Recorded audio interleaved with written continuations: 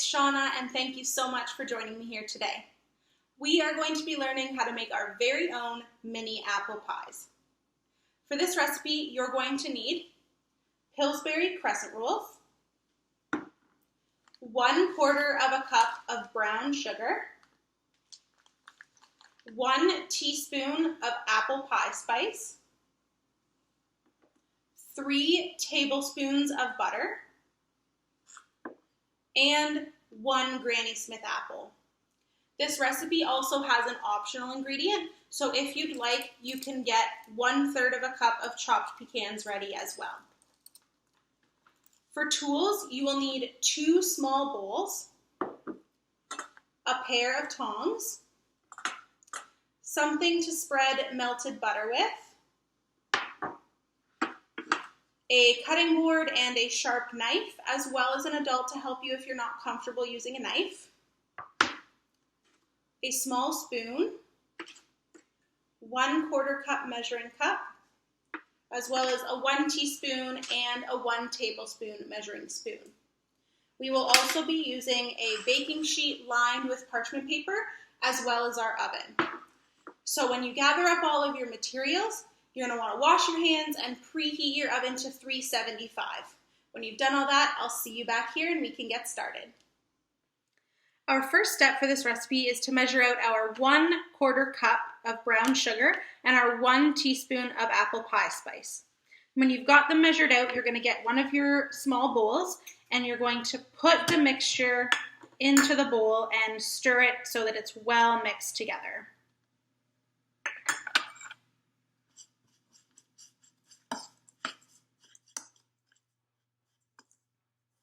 You want to make sure that there are no chunks left over from the brown sugar when you're mixing the apple pie spice and brown sugar together.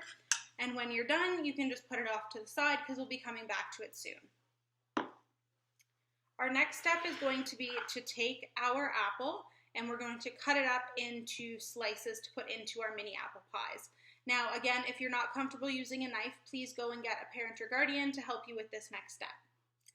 So we are going to want to cut our apple into slices that are about 1/4 of an inch thick. So the best way to do this is to cut your apple in half and then slice it from there.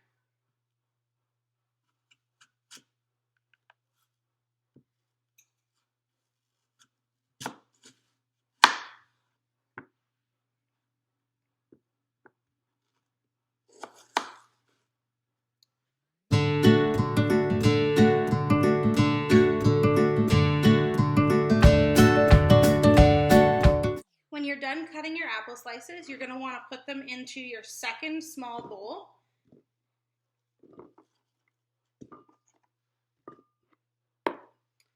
And our next step is to take our butter and go to the microwave and melt it. When your butter is melted, you're going to pour it over top of the apples that you just cut up. And you're going to leave your apples off to the side for a minute. We'll be coming back to them shortly. We are now going to take our cookie sheet lined with parchment paper and we are going to open our crescent rolls. So if you know me at all, you know that I struggle greatly with opening up the containers with the Pillsbury crescent rolls in them. So I think what I'm going to start doing is timing myself to see if by the end of our fall programming, maybe I can open one up in less than 10 minutes. Regardless, once you've got yours open, you're going to want to spread them out onto your parchment paper. I'm going to start with 4 just because of space. Once I roll these ones up, I'll open up the other 4 and do the same thing with them. You're going to want to make sure that the long edge of your crescent roll is facing you. It'll just help you out later when we're rolling them up. So we are going to grab the spice mixture that we made and we are going to spread it evenly along the crescent rolls on the top of them. You can use a spoon or you can use your fingers if you want. It's up to you. You're going to want to make sure it has a nice coat on it, and you're going to want to do this with all of them.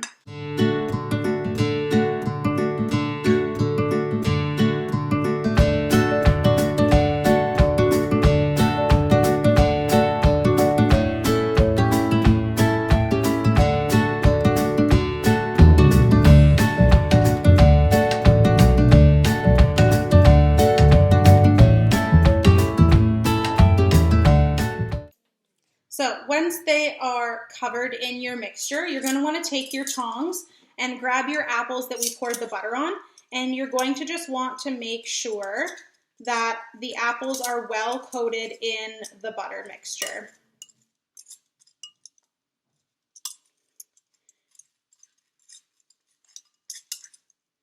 And then you're going to want to take one of your apple slices and put it at the top of your crescent roll.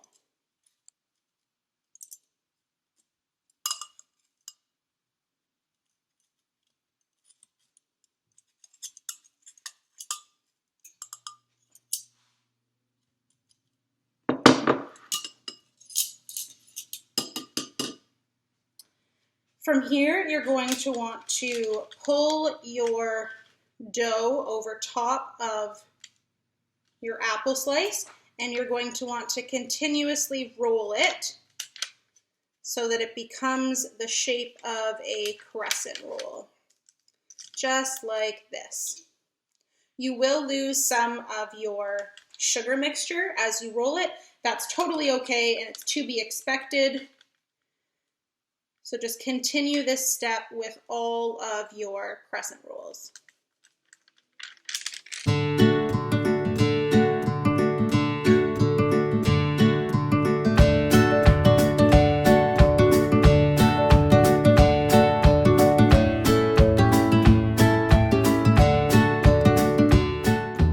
So after you've rolled up all of your crescent rolls, you're going to notice that there's a little bit of butter left over in the bottom of your bowl where you had your apples. It's probably hardened by now. That's totally okay. Just stick it back in the microwave to make it melt.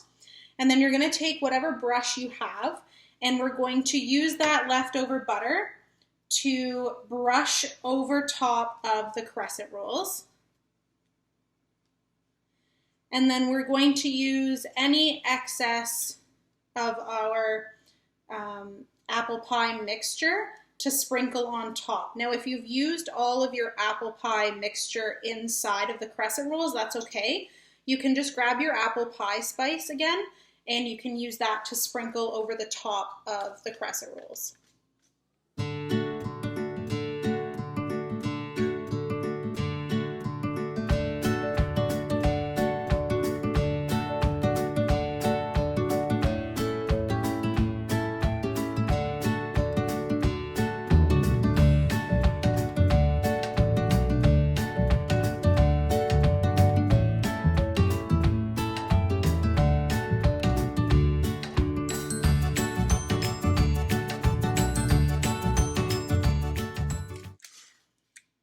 When your apple pie bites are ready to go into the oven, they should look something like this. And you're going to, again, put them in the oven that should be preheated to 375 for 10 to 12 minutes. Don't forget to set a timer and keep your eye on them because they do have a tendency to burn if they've been left too long. Once you've taken your apple pie bites out of the oven, you're going to want to let them sit and cool for at least 10 minutes. When they're done, they should look something like this. And they're ready to serve to your friends and family. From everyone at Autism Ontario, we want to wish you a very safe and happy Thanksgiving weekend.